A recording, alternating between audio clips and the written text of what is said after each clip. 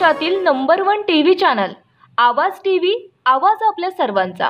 आषाढी एकादशीच्या पार्श्वभूमीवर धुळे एसटी विभागातर्फे पंढरपूरला जाण्यासाठी पंढरपूर यात्रा विशेष बस सेवा सुरू करण्यात आली आहे। जिल्ह्यातील ग्रामीण भागातील विठ्ठल भक्तांना विठ्ठलाचे दर्शन घेता यावे यासाठी ही सेवा सुरू करण्यात आली आहे।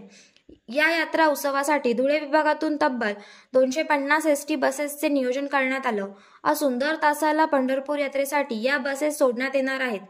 सकाळी 8 ते रात्री 8 वाजेपर्यंत भाविकांसाठी ही सेवा देण्यात येणार असून धुळे विभागातून आगारातून या स्पेशल यात्रा बस सुटणार आहेत। विशेष म्हणजे पंढरपूरला जाण्यासाठी किमान 40 वारकरी एकत्र आल्यास त्या गावात धुळे आगारातून महामंडळातर्फे स्वतंत्र बस पाठवण्यात येणार आहे।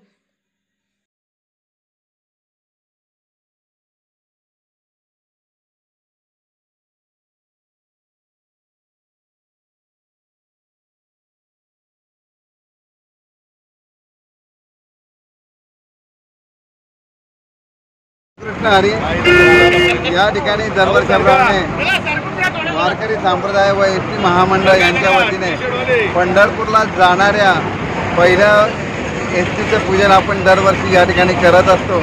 त्याप्रमाणे या ठिकाणी सर्व वारकऱ्यांना निरोप देण्याकरता व पंढरपूरला साकडं घालण्याकरता की यावर्षी चांगला पाऊस पडू दे व सर्व समाज सुखी होऊ दे, सर्वांचं शेतीबाडी चांगली होऊ दे याकरता आपण पंढरीला जातो।